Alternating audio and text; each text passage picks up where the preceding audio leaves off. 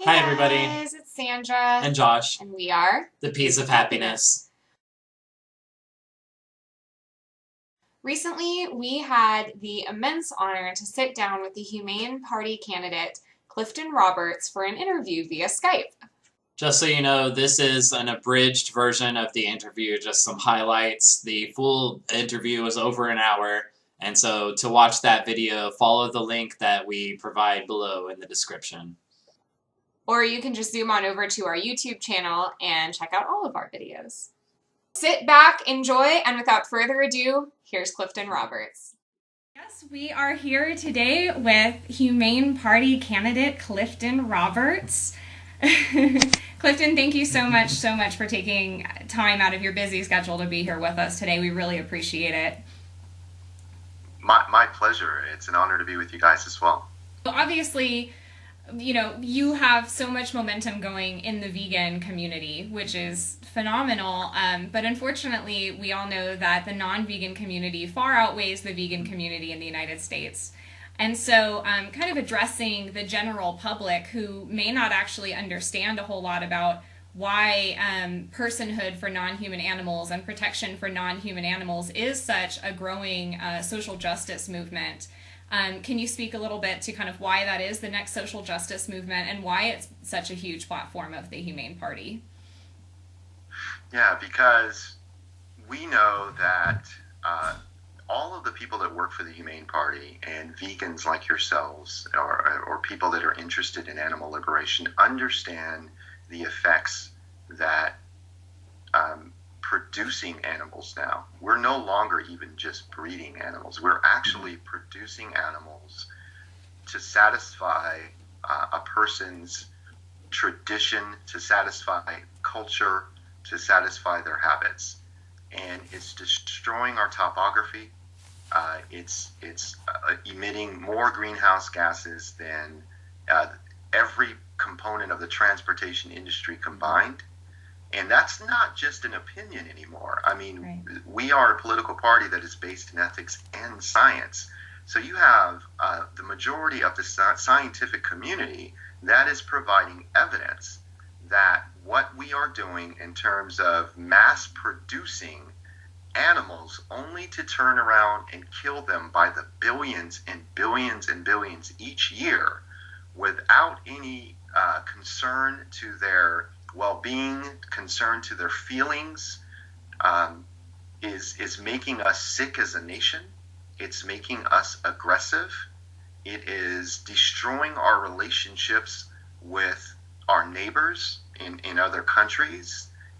It's destroying our planet, and we need to change that. Mm-hmm. There's no other political party that includes this type of data in their political platform.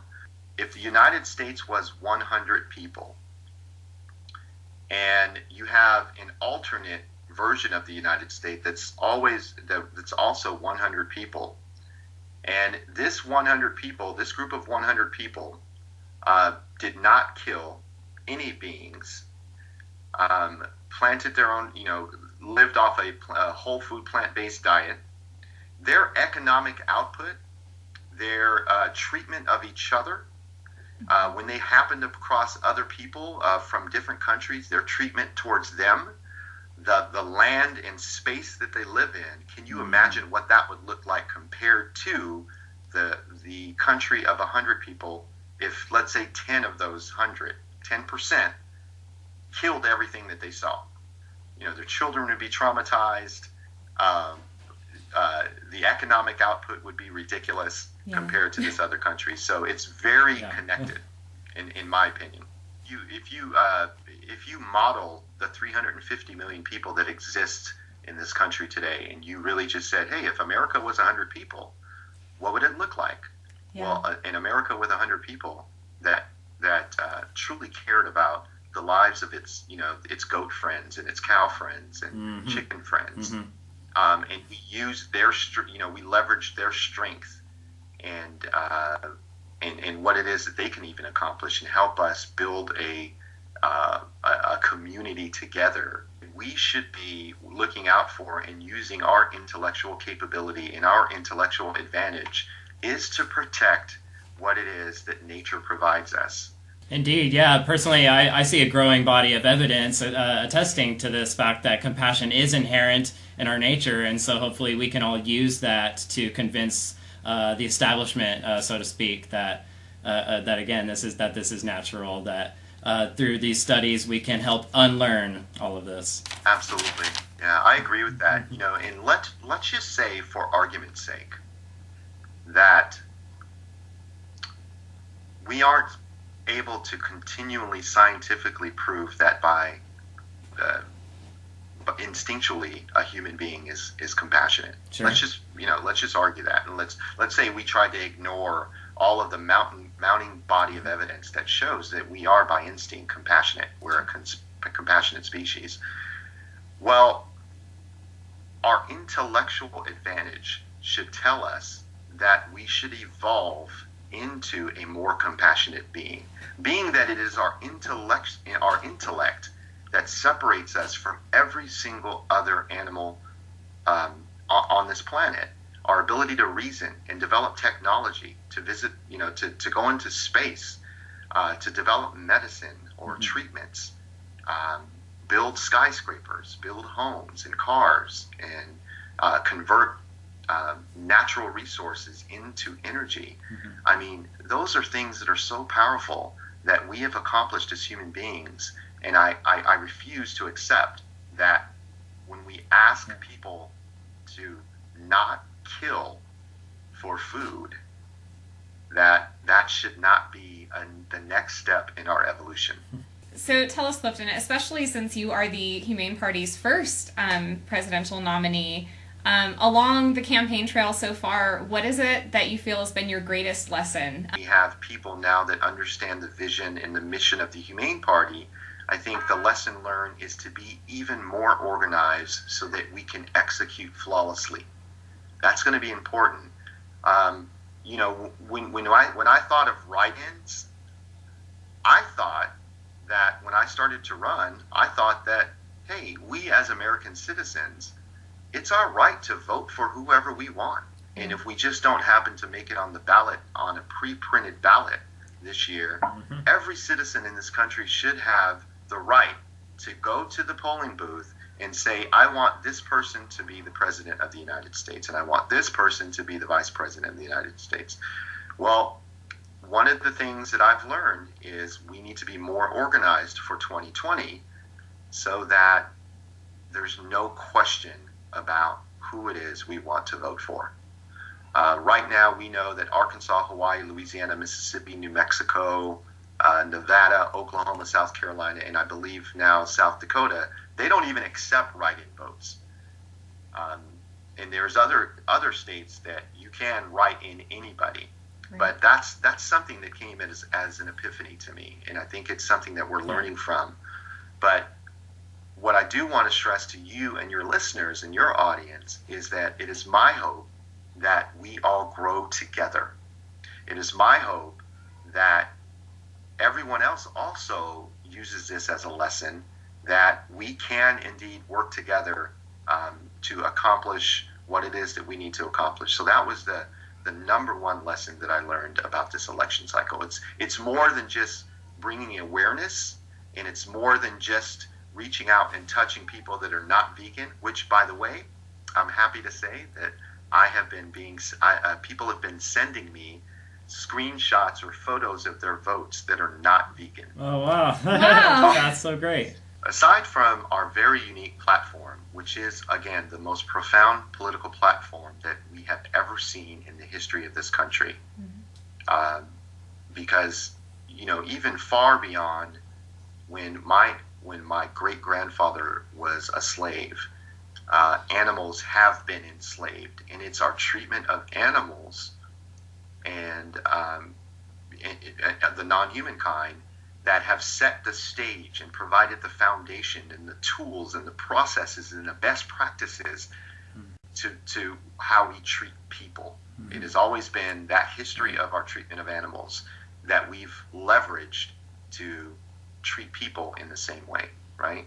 I mean, the FBI even states that, most serial killers, when they're doing a profile on a serial killer, is that at a young age, more than likely it was easy for them to torture animals or what have you.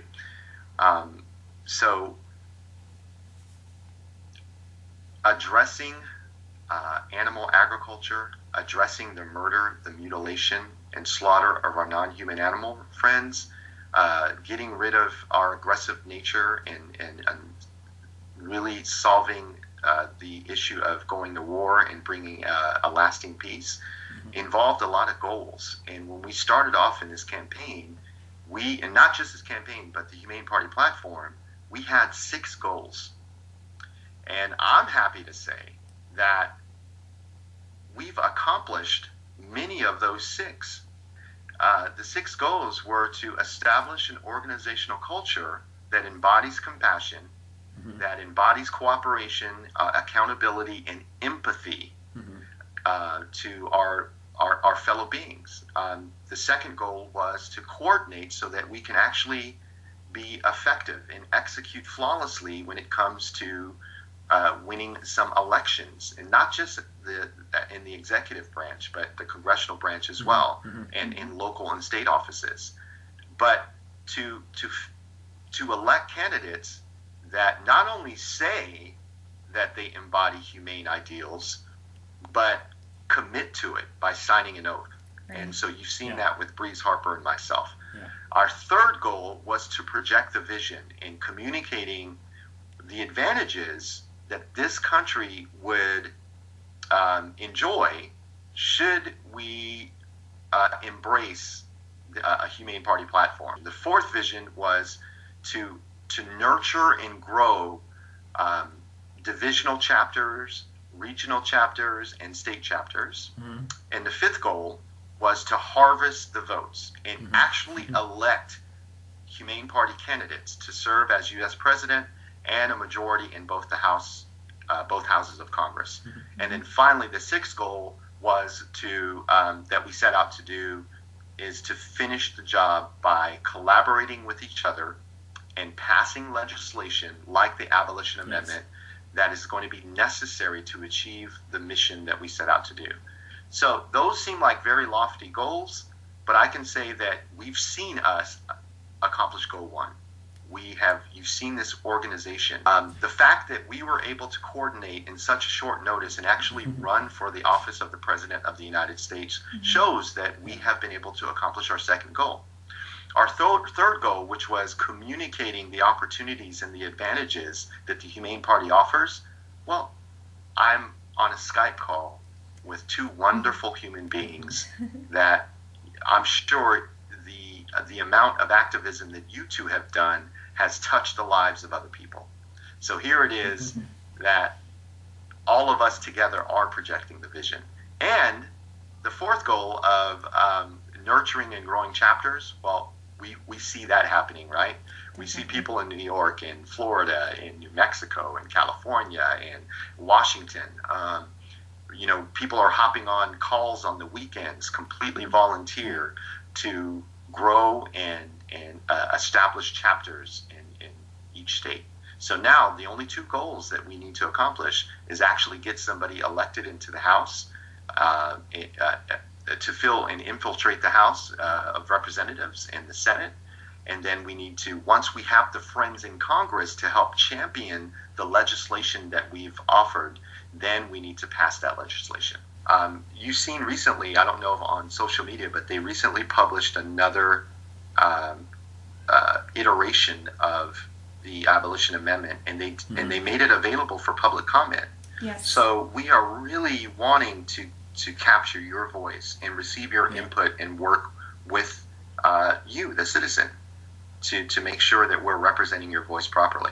Would you mind telling the compassionate Americans out there how they can help further the goals of the Humane Party and create lasting change for animals? So, rather than making a donation, what would you have them do to raise awareness of your campaign and of the party's Absolutely. platform?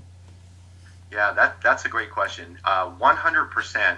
We do not accept corporate donations because, Awesome. as we learned from Citizens United, We don't want to set a standard that we agree that corporations are considered, a person. Yeah. And that's completely destroyed our democratic process. You're right. I wanted to run, first of all, we're already taxpayers. We're already paying taxes, and the people elected to office represent us, and we pay their salaries through our taxes. So that was the first thing I thought about. The second thing I thought about was, well, I think it's very kind that you're offering money, but I want to be able to establish and grow with you. I want to be able to, for you to be able to trust me, not just this election cycle, but I want you to truly get to know me so that when we do run in the future, and we have built this relationship together for 4 years now, you know that it's not just talk. You know now that if we contribute to a campaign, it's going to be well thought out. We're going to be completely transparent about what we would do with that money. And again, these are just individual donations. But in the meantime, please don't donate to this campaign because I haven't earned your trust.